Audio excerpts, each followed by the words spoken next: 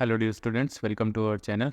Today we are going to discuss about the third part of blood transfusion. जैसा कि आपने पिछली दो क्लासों में देखा कि हम ब्लड ट्रांसफ्यूजन के बारे में स्टडी कर रहे हैं.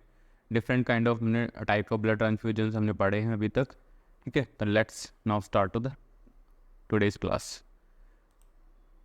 Brief about the previous class कि हमने अभी तक की पिछली दो क्लासों में हमने क्या पढ़ा है वो देखते हैं. पहला हमने पढ़ा कि ब्लड ट्रांसफ्यूजन क्या है, उसमें इंट्रोडक्शन डेफिनेशन पढ़ी कि ब्लड ट्रांसफ्यूजन क्या होता है.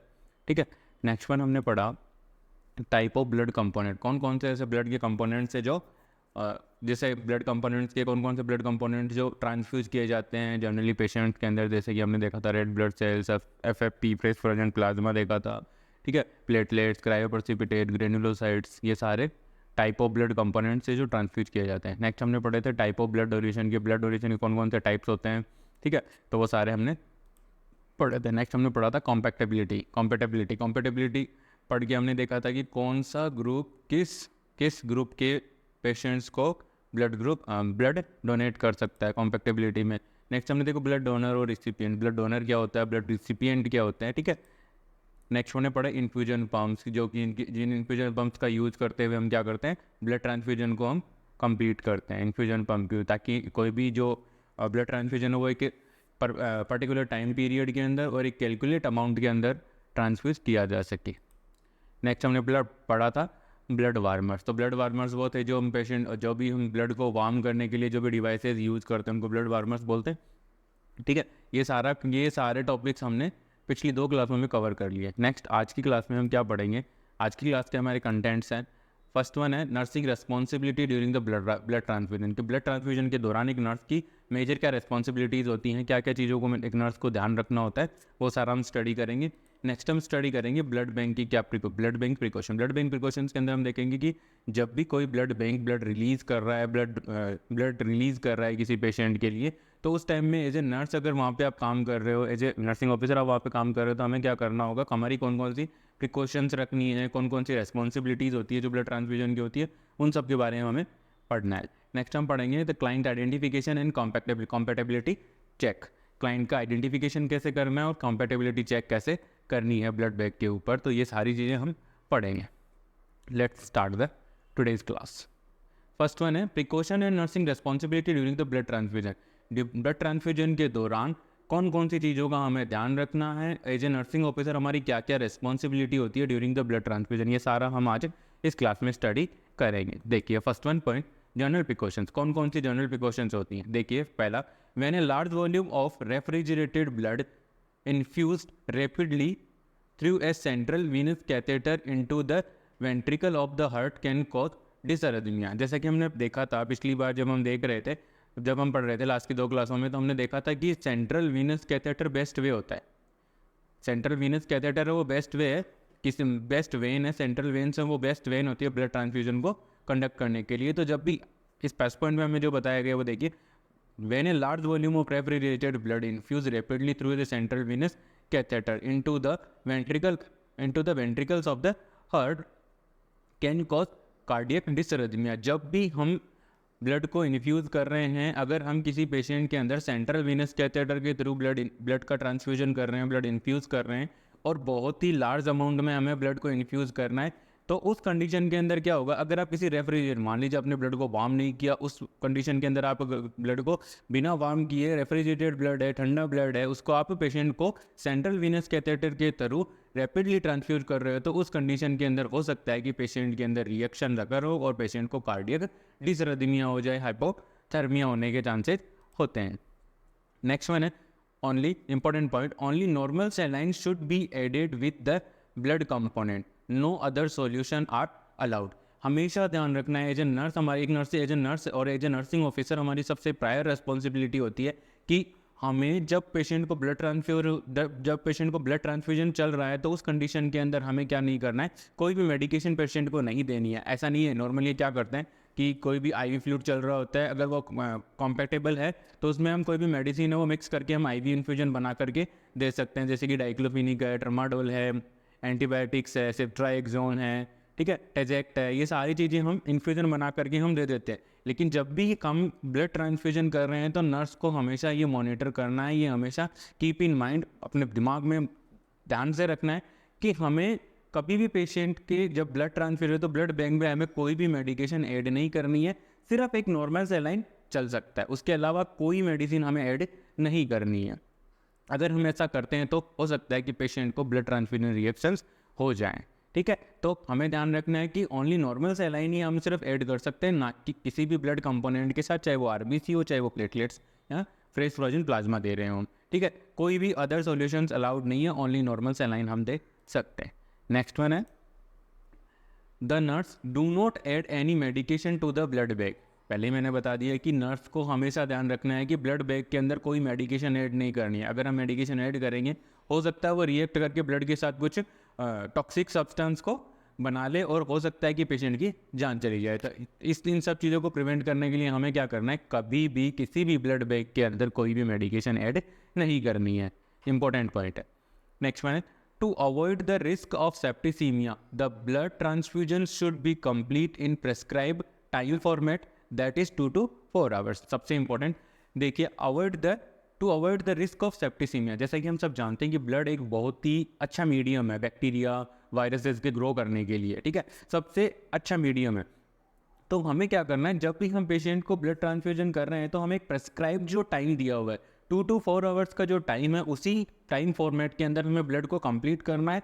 ठीक है, उससे ज़्यादा टाइम नहीं लेना है, क्योंकि अगर ज़्यादा टाइम तक ब्लड बाहर रहेगा तो उस कंडीशन के अंदर हो सकता है उसके अंदर बैक्टीरिया वगैरह डेवलप हो जाए, वायरस वगैरह डेवलप हो जाए, कोई भी माइक्रो ऑर्गेनिज्म उसमें ग्रोथ करना शुरू कर देते हैं। तो उस कंडीशन के अंदर क्या होगा, जैसे ही आप वो माइक्रो ऑर्गेनिज्म जो भी बैक्टीरिया वायरस जो ग्रो किया हुआ ब्लड पेशेंट पे आप इन्फ्यूज़ करोगे तो क्या होगा, पेशेंट के अंदर जैसे ही वो ब्लड जाएगा तो पेशेंट को क्या हो जाएगा, सेप्टिसीमिया होने के चांसेज है। तो सेप्टिसीमिया को प्रिवेंट करने के लिए हमें क्या करना है, जो भी ब्लड ट्रांसफ्यूजन जो भी पर्टिकुलर कंपोनेंट हम दे रहे हैं उसका जो particular time period pre decided है, उसी टाइम फॉर्मेट के अंदर हमें क्या करना है, वो ब्लड है वो एडमिनिस्टर करना है। जैसा कि नॉर्मली पीआरबीसी के लिए देखा है हमने 2 to 4 आवर्स होते हैं। ठीक है, next point the blood administration set should be change with each unit of bag to reduce the risk of septicaemia. सबसे इंपॉर्टेंट लाइन ध्यान रखने की बात है कि जब भी हम कोई मान लीजिए किसी पेशेंट को मल्टीपल यूनिट्स है वो ब्लड ट्रांसफ्यूजन होने, तो उस कंडीशन के अंदर हमें क्या करना है, जब भी हम कोई नया ब्लड बैग चेंज कर रहे हैं, एक ब्लड बैग लगाया, उस ब्लड बैग के साथ हमने क्या किया, एक ब्लड ट्रांसफ्यूजन सेट जो भी पर्टिकुलर आपकी हॉस्पिटल पॉलिसीज़ के अकॉर्डिंग हमें जो सेट अवेलेबल होंगे हम उनका यूज़ करना है। ठीक है, वो सेट हमने लगा करके फर्स्ट बैग हमने स्टार्ट कर दिया। जैसे ही फर्स्ट बैग पूरा हो जाता है उसके बाद हमें दूसरा ब्लड बैग लगाना है। तो हमें क्या करना है, सेम ब्लड ट्रांसफ्यूजन सेट काम में नहीं लेना है, हमें क्या करना है, हर बैग के साथ एक नया ब्लड ट्रांसफ्यूजन सेट काम में लेना है, जिससे हम पेशेंट के जो सेप्टिसीमिया का रिस्क है उससे हम पेशेंट को बचा सकें। तो हर बार ब्लड ट्रांसफ्यूजन सेट है वो चेंज करना है। नेक्स्ट वन है check the blood bag for the date of expiration and blood component expiration on the bag. हमेशा ध्यान रखना है जब भी ब्लड ट्रांसफ्यूजन आप स्टार्ट करने जा रहे हो तो हमें क्या करना है, ब्लड बैग के ऊपर जो भी इंफॉर्मेशंस हैं उन सब का हमें क्रॉस मैच करना है, जो भी हमें पेपर मिलता है ब्लड बैंक से और एक ब्लड बैग के ऊपर। ठीक है, तो उन चीज़ों को हमें कंपेयर करके देखना है। ऐसा नहीं है कि जो ब्लड बैंक ने जो पेपर दिया है, ठीक है, जिसमें डिटेल्स लिखी होती है कि ये बैग नंबर है, ये पेशेंट के लिए रिलीज़ किया गया, इसका ये इस तारीख को ये इसको हमने रिसीव किया था ब्लड को, किस तारीख को हमने इसको क्रॉस मैच किया था, सारा कुछ उसमें डिटेल से लिखा हुआ होता है। तो हमें क्या करना है, चेक करना है, कंपेयर करके देखना है दोनों पेपर और ब्लड बैग के ऊपर जो टैग लगा हुआ उसके ऊपर हमें कंपेयर करके देखना है कि ब्लड बैग की एक्सपायरी डेट क्या है, ब्लड बैग से कब रिलीज़ हुआ है। ठीक है, ताकि हम पेशेंट को हम बच सकें, हम पेशेंट को बचा सकें कि कोई एक्सपायर हुआ ब्लड हम पेशेंट को इन्फ्यूज़ ना कर दें। अगर हम एक्सपायर हुआ ब्लड पेशेंट को इन्फ्यूज़ करेंगे तो उस कंडीशन के अंदर हो सकता है कि पेशेंट के अंदर ब्लड ट्रांसफ्यूजन रिएक्शन हमें देखने को मिलेगी। Next one, check the blood bag for the leak and abnormal colour and clots. हमेशा ध्यान रखना है जब भी हम ब्लड लगाने जा रहे हैं उससे पहले हमें ब्लड बैग को अच्छी तरह से एग्जामिन करना है। पहले तो सबसे पहले हाथ में लेते ही हमें पता लग जाएगा कि ब्लड बैग का टेम्परेचर क्या है, तो नॉर्मल टेम्परेचर होना चाहिए। ठीक है, हमारी बॉडी के अकॉर्डिंग उसका नॉर्मल टेम्परेचर होना चाहिए। हमें कभी भी बहुत ज़्यादा ठंडा ब्लड, रेफ्रिजरेटेड ब्लड है वो हमें इन्फ्यूज़ नहीं करना है। तो ऐसी अगर हम इन्फ्यूज़ करते हैं तो ऐसी कंडीशन ये हो सकता है कि पेशेंट को डिसअरिथमिया और हाइपोथर्मिया होने के चांसेज है। साथ ही साथ हमें चेक करना है कि ब्लड बैग कहीं से लीक तो नहीं कर रहा। अगर ब्लड में लीक कर रहा होगा तो ब्लड है उसमें से निकलता रहेगा। दूसरी चीज़ ये कि बाहर एयर के कांटेक्ट में आने की वजह से उसमें क्या हो जाएंगे, क्लोट्स बनने शुरू हो जाएंगे, क्योंकि ब्लड के अंदर फिब्रिन वगैरह होती है, वो एयर के कांटेक्ट में आते ही क्लोटिंग का मैकेनिज्म वो शुरू कर देती है। तो हमें ध्यान रखना है जब भी हम ब्लड लगाने जा रहे हैं तो उस टाइम नर्स हमारी रिस्पॉन्सिबिलिटी है कि हम ब्लड को जब भी चेक करेंगे तो हम ये देखेंगे कि ब्लड बैग के अंदर लीक तो नहीं है, कोई अबनॉर्मल कलर तो नहीं हो रहा, और उसमें कोई क्लोट्स तो नहीं है ना। तो ये सारी चीज़ें हमें क्या करना है, चेक करना है। नेक्स्ट वन है blood must be administered as soon as possible within 20 to 30 minute after received from the blood bank. ये हमारी प्रायर रिस्पॉन्सिबिलिटी, हमें ध्यान रखना है कि जैसे ही ब्लड बैंक से ब्लड रिलीज़ हुआ तो उस ब्लड बैंक से रिलीज होने के 20 to 30 मिनट के अंदर अंदर हमें ब्लड ट्रांसफ्यूजन स्टार्ट करना है। क्योंकि अगर ज़्यादा देर बाहर रहा तो अभी हमने बताया, हमने देखा था कि हो सकता है कि उसके अंदर बैक्टीरिया वगैरह ग्रो करने शुरू हो जाएं, हम इन्फ्यूज़ कर दें और पेशेंट को सेप्टिसीमिया हो जाए और पेशेंट की जान चली जाए। तो उन सबको प्रिवेंट करने के लिए हमें क्या करना है, हमें जब जैसे ही एज सुन एज पॉसिबल जैसे ही ब्लड ट्रांसफ्यूजन ब्लड है वो ब्लड बैंक से रिलीज होता है उसके 20 to 30 मिनट के अंदर हमें ब्लड को ट्रांसफ्यूज करना है। नेक्स्ट वन है never refrigerate blood in a refrigerator other than those used in blood bank. तो हमेशा ध्यान रखना है कि हमारे घरों में जो फ्रीज यूज होता है उस फ्रीज के अंदर हमें कभी भी ब्लड को नहीं रखना है, ठीक है। हमें ब्लड को रखने के लिए जो ब्लड बैंक में स्पेशल टाइप के वार्मर्स होते हैं और स्पेशल टाइप के रेफ्रिजरेटर्स होते हैं, तो उन रेफ्रिजरेटर्स का ही हमें यूज़ करना है। नॉर्मल जो हमारे घरेलू रेफ्रिजरेटर्स आते हैं उनका हमें यूज़ नहीं करना है। तो never refrigerate the blood in refrigerator other than those use in blood bank. तो नॉर्मली हमें जो घर में यूज होने वाले रेफ्रिजरेटर्स के अंदर ब्लड नहीं रखना है, ठीक है। जो भी ब्लड के लिए जो स्पेशल टाइप के रेफ्रिजरेटर्स आते हैं उनका यूज़ हमें करना है, जो मोस्ट कॉमनली ब्लड बैंक के अंदर देखने को मिलते हैं। नेक्स्ट वन है if the blood is not administered within 20 to 30 minute after releasing from the blood bank return it to the blood bank. मान लीजिए ब्लड बैंक से रिलीज हुए हुए 20 to 30 मिनट्स हो चुके हैं और हम ब्लड नहीं लगा पा रहे किसी भी सिचुएशन की वजह से, तो हमें क्या करना है, या फिर हेल्थ केयर प्रोवाइडर डॉक्टर ने बोल दिया कि इसको अभी ज़रूरत नहीं है, थोड़ी देर बाद या फिर बाद में लगाना, तो हमें क्या करना है, अगर 20 to 30 मिनट से ज़्यादा टाइम हो रहा है, ठीक है, और हमें अभी उस ब्लड बैंक को यूज़ नहीं करना है, हमें पेशेंट को ब्लड ट्रांसफ्यूजन नहीं करना है, तो उस कंडीशन के अंदर हमें क्या करना है, जो ब्लड था उसे हमें ब्लड बैंक के अंदर वापस से उसको रिटर्न कर देना है, ताकि वो उसके टेम्परेचर को मेंटेन कर सकें, ब्लड बैंक वाले उस टेम्परेचर को मेंटेन कर सकें। जब दोबारा ज़रूरत होगी तो हम वहाँ से उसको तुरंत रिलीज़ करवा करके उसको काम में ले लेंगे, ठीक है। अगर ब्लड रिलीज़ होने के 20 to 30 मिनट में यूज़ नहीं हो रहा है तो उसे वापस ब्लड बैंक में भेज देना ताकि ब्लड बैंक उसको प्रिजर्व कर सकें। नेक्स्ट वन है the recommended rate of infusion varies with the blood component should be transfuse according to them. इस पॉइंट में हमें ये बताया गया है कि हर ब्लड के जो भी कंपोनेंट्स है, जैसे कि PRBC, FFP था, प्लेटलेट्स थे, ग्रेनुलोसाइट्स थी, क्रायोप्रेसिपिटेट्स थे, इन सब के ट्रांसफ्यूजन की जो रेट है, जो इन्फ्यूजन की रेट है, जो ट्रांसफ्यूज करने की जो रेट है, वो क्या है, डिफर है। तो हमें क्या करना है, जो भी प्रोडक्ट, जो भी ब्लड का कंपोनेंट हम ट्रांसफ्यूज कर रहे हैं उसके अकॉर्डिंग हमें उसको ट्रांसफ्यूज करना है। जैसे कि PRBC कर रहे हैं तो हमें उसके एक बैग को 2 से 4 घंटे में कंप्लीट करना है। अगर प्लेटलेट वगैरह कर रहे हैं तो 20 to 30 मिनट्स के अंदर हमें उसको कंप्लीट करना है। तो यही बताया गया इस पॉइंट के अंदर। Next one point, transfusion rate should be set according to the patient condition. Generally blood is infuse quickly as per patient condition. तो हमें क्या करना है, जब भी हम ब्लड ट्रांसफ्यूज कर रहे हैं तो हमें क्या करना है, जो रेट ऑफ ट्रांसफ्यूजन है वो सेट करनी होती है। तो उसको हमें सेट कैसे करना है, हमें पहला तो ब्लड के कंपोनेंट, किस कंपोनेंट को हम ट्रांसफ्यूज कर रहे हैं हमें वो ध्यान में रखना है, ठीक है। जैसे PRBC कर रहे थे हमें 2 to 4 आवर्स के अंदर उसे कंप्लीट करना होता है, और साथ के साथ, ठीक है, ब्लड कंपोनेंट की जो रेट होती है उसके साथ साथ हमें क्या ध्यान रखना है, पेशेंट की कंडीशन कैसी है, हमारा पेशेंट किस कंडीशन के अंदर है, क्या हमारा अगर हम क्विकली ट्रांसफ्यूज करेंगे तो हमारा पेशेंट उसको टॉलरेट कर पाएगा या नहीं कर पाएगा। ये सारी कंडीशंस को हमें ध्यान में रखते हुए ब्लड ट्रांसफ्यूजन की जो रेट है वो सेट करनी होती है। और नॉर्मली रेट होती है वो हेल्थ केयर प्रोवाइडर हमें बता के रखते हैं, ठीक है। हेल्थ जो प्रिस्क्रिप्शन होता है पेशेंट का ब्लड ट्रांसफ्यूजन करने का, जो प्रिस्क्रिप्शन होता है उसके अंदर वो रेट है वो लिखी हुई मिलती है।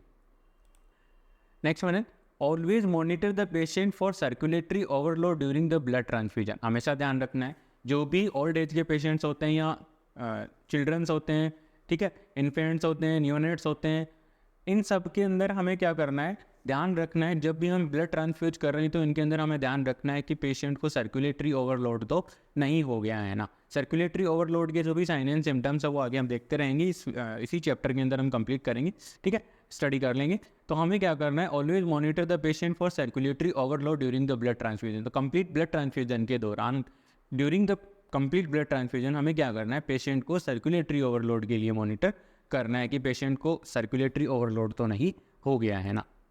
नेक्स्ट वन है the nurse should measure the vital science, ठीक है, and assist lung sound before the transfusion and again after the first 15 minute and every hour until 1 hour after the transfusion is complete. देखिए important point है, इसके अंदर ये बताया गया है कि एक नर्स को सबसे पहले क्या करना है, ब्लड ट्रांसफ्यूजन स्टार्ट करने से पहले क्या करना है, पेशेंट के वाइटल साइंस को असिस्ट करना है, ठीक है। पेशेंट के वाइटल साइंस में temperature, pulse, TPR and BP, ठीक है, पेन भी आता है आजकल 5 हो रखे, ठीक है। तो ये सारी चीज़ें हमें क्या करनी है, मॉनिटर करनी है। ब्लड ट्रांसफ्यूजन स्टार्ट करने से पहले हमें पेशेंट के वाइटल साइंस को मॉनिटर करना है, साथ के साथ में हमें क्या मॉनिटर करना है, पेशेंट के लंग साउंड्स को मॉनिटर करना है, क्योंकि लंग साउंड से हमें आइडिया होगा कि कंजेशन तो नहीं है, ठीक है। फ्लूइड ओवरलोड के साइन एंड सिम्टम्स देखने को मिल सकते हैं, लंग साउंड असिस्ट करेंगे। तो ये सारी चीज़ें हमें, वाइटल साइन और लंग साउंड्स हमें ब्लड ट्रांसफ्यूजन स्टार्ट करने से पहले ही करना है। उसके बाद हम ब्लड ट्रांसफ्यूजन स्टार्ट करेंगे, और ब्लड ट्रांसफ्यूजन स्टार्ट करने के बाद पहले 15 मिनट, फर्स्ट 15 मिनट में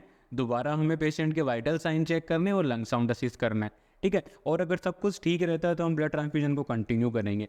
यही वाइटल साइन और लंग साउंड हम पेशेंट की, जब तक पूरा ब्लड ट्रांसफ्यूजन चल रहा है तब हम उसके हर 1 घंटे में, हर 60 मिनट के बाद हम पेशेंट के ब्लड ट्रांसफ्यूजन जिसको चल रहा है, हर 60 मिनट के बाद हम पेशेंट के वाइटल साइन और लंग साउंड असिस्ट करेंगे। ये कब तक करेंगे, ब्लड ट्रांसफ्यूजन ख़त्म होने के 1 घंटे बाद तक हम इस चीज़ को कंटिन्यू करेंगे, लंग साउंड और वाइटल साइन को मॉनिटर रखेंगे। नेक्स्ट है ब्लड बैंक प्रिकॉशंस। इसमें हम देखेंगे, ब्लड बैंक प्रिकॉशंस में हम देखेंगे कि जब भी हम ब्लड बैंक से रिलीज़ हो रहा है ब्लड, तो एज ए नर्स हमारी क्या क्या रिस्पॉन्सिबिलिटीज़ होती हैं, हमें क्या क्या चेक करना होता है जब ब्लड बैंक से रिलीज़ होकर के आया है, ठीक है। देखिए स्टार्ट करते हैं।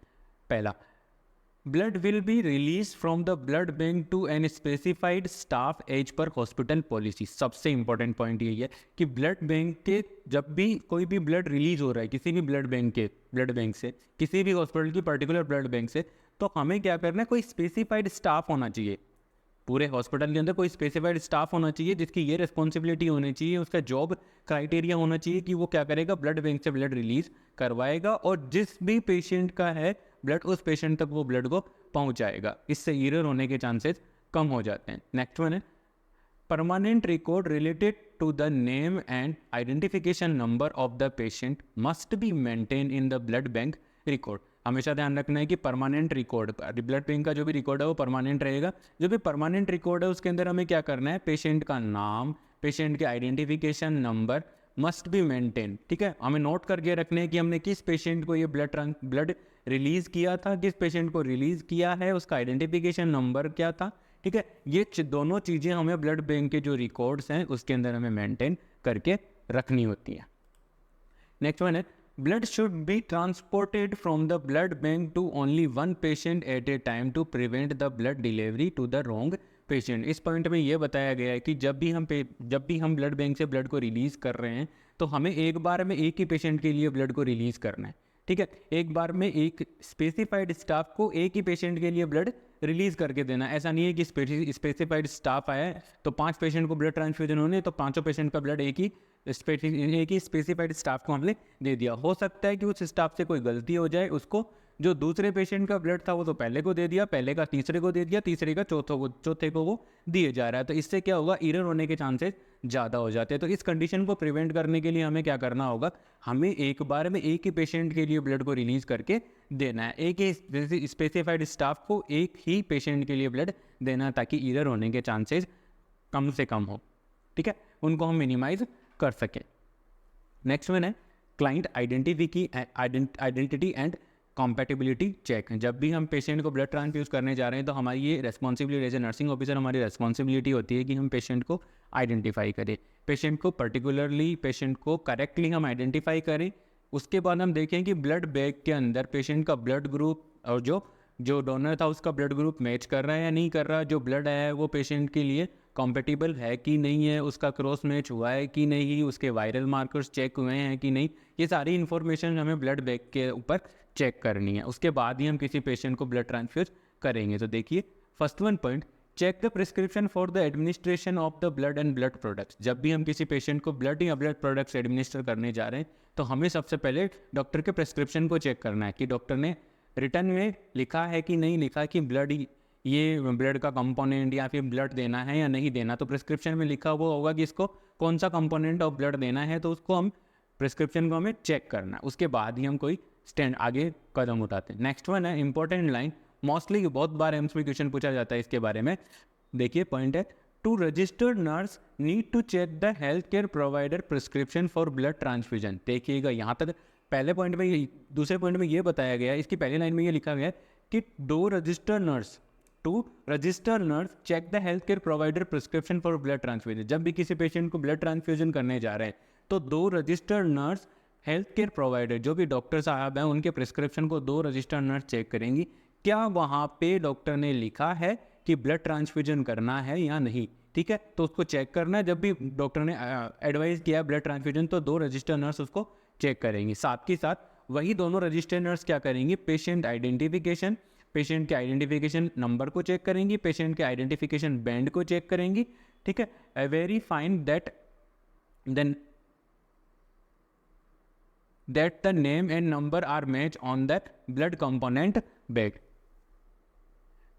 ठीक है, जैसे ही नर्सेज देखती है कि नर्सेज को हमें जो भी 2 रजिस्टर्ड नर्स है उनको हेल्थ केयर प्रोवाइडर का प्रिस्क्रिप्शन चेक करना है। ठीक है, साथ के साथ उनको क्या करना है, पेशेंट का आइडेंटिफिकेशन नंबर चेक करना है, पेशेंट का आइडेंटिफिकेशन बैंड चेक करना है। ठीक है, साथ के साथ वो ये कैसे, वो पेशेंट से उसका नाम बोलने के लिए कह सकती है कि आप प्लीज़ आप अपना नाम बताइए। तो उससे क्या होगा, वो पेशेंट की जो आइडेंटिटी वो चेक हो जाएगी। और ये सारे रिकॉर्ड्स, ये सारी चीज़ें क्या क्या, हेल्थ केयर जो पेशेंट का नाम, पेशेंट के आइडेंटिफिकेशन नंबर, ठीक है, वो सारे के सारे हमें ब्लड बैग या जो ब्लड प्रोडक्ट का जो भी ब्लड कंपोनेंट है उसके बैग के ऊपर हमें चेक करनी है और हमें मैच करना है। अगर दोनों जगह मैच होती है तो ही हमें ब्लड ट्रांसफ्यूजन स्टार्ट करना है, वरना हमें स्टॉप करना है और क्लेरिफाई करना है। जहाँ भी एरर आ रहा है, चाहे वो ब्लड बैंक की साइड से एरर होगा, चाहे वो डॉक्टर के हेल्थ केयर प्रोवाइडर के प्रिस्क्रिप्शन के साइड से एरर होगा, उसको हमें क्या करना है, क्लियर करना है। नेक्स्ट वन है, at the bed side the nurse ask the patient to state his or her name and the nurse compare the name and identification number on the patient identification bed. अब patient का identification check करने के लिए nurse क्या करेगी, nurse patient को बोलेगी कि आप अपना नाम बताइए। ठीक है, जब पेशेंट अपना नाम बताएगा तो वो नाम नर्स को ब्लड बैग के ऊपर, पेशेंट के आइडेंटिफिकेशन बैंड के ऊपर, आइडेंटिफिकेशन नंबर और आइडेंटिफिकेशन बैंड के ऊपर वो नाम और वो नंबर दोनों चेक करने हैं, कंपेयर करने हैं कि पेशेंट जो नंबर और नाम बता रहा है वो सेम उसके आइडेंटिफिकेशन बैंड पे है कि नहीं है, या उसके जो मेडिकल रिकॉर्ड्स हैं उनके ऊपर है कि नहीं है, उन सब पे उसको चेक करना है। उसके बाद ही हमें ब्लड ट्रांसफ्यूजन स्टार्ट करना है। नेक्स्ट है, the nurse always check the blood bag label and blood requisition form to ensure that ABO and RH type are compatible। जब भी किसी पेशेंट को अपन ब्लड ट्रांसफ्यूजन करने जा रहे हैं तो नर्स को क्या करना है, ब्लड बैग का लेबल चेक करना है। जो भी ब्लड बैग होता है उसके ऊपर जो लेबल लगे हुए हैं, ये जो दिख रहे हैं ना, ये लेबल लगे हुए हैं, तो इन लेबल के ऊपर हमें चेक करना है, क्या चेक करना है, ठीक है, ब्लड बैंक का लेबल और जो रिक्वेस्ट का जो फॉर्म था, जिस फॉर्म के थ्रू हमने ब्लड बैंक को रिक्वेस्ट किया था कि फलाने ग्रुप का हमें आप ब्लड को रिलीज करके दो, तो उन दोनों के ऊपर हमें चेक करना है, ब्लड रिक्वेस्टेशन फॉर्म के ऊपर और ब्लड बैंक के लेबल के ऊपर हमें चेक करना है कि पेशेंट की ब्लड ग्रुपिंग हुई है कि नहीं। ठीक है, ब्लड रिलीज करने से पहले ब्लड है वो उसके ग्रुप के अकॉर्डिंग है, उसकी कंपेटिबिलिटी के अकॉर्डिंग तो रिलीज नहीं किया गया है कि नहीं किया गया, पेशेंट के RS टाइप के अकॉर्डिंग वो कंपेटिबल है कि नहीं है, ये सारी नर्स की रिस्पॉन्सिबिलिटी होती है। नेक्स्ट है, if the nurse note any inconsistency when verifying the patient identity and compatibility the nurse notify to the blood bank immediately. मान लीजिए नर्स पेशेंट के ब्लड रिक्वेस्टेशन फॉर्म और ब्लड बैंक के जो लेबल है, जो कि हमें इमेज में देखने को मिल रहे हैं, उनके ऊपर अगर नर्स कोई भी इनकंसिस्टेंसी और कोई भी कमी देखती है तो नर्स को क्या करना है, ठीक है, कोई भी कमी जब पेशेंट के आइडेंटिटी और कॉम्पेटिबिलिटी को वेरीफाई करते टाइम अगर कोई भी कमी मिलती है ब्लड रिक्वेजिशन फॉर्म और ब्लड बैंक के लेबल के ऊपर, तो नर्स को क्या करना है, इमीडिएटली ब्लड बैंक को नोटिफाई करना है और ब्लड ट्रांसफ्यूज नहीं करना है। ये नर्स की मेजर रिस्पॉन्सिबिलिटीज होंगी। आज की क्लास में इतना ही। नेक्स्ट ब्लड ट्रांसफ्यूजन की क्लास इसी को हम आगे बढ़ाएंगे, ठीक है। नेक्स्ट चैप्टर लेके आएंगे आपके लिए। अगर आपको मेरे कंटेंट्स अच्छे लग रहे हैं, आपके फ़ायदेमंद है, आपके लिए बेनिफिशियल है, आपकी नोट सेट की जो एग्ज़ाम्स है, एम्स की है, ठीक है, एम्स है, बहुत सारी कॉम्पिटिटिव एग्जाम्स हैं, उनके लिए अगर आपके बेनिफिशियल है तो please like share and subscribe my channel, ठीक है, एंड सपोर्ट। Thank you.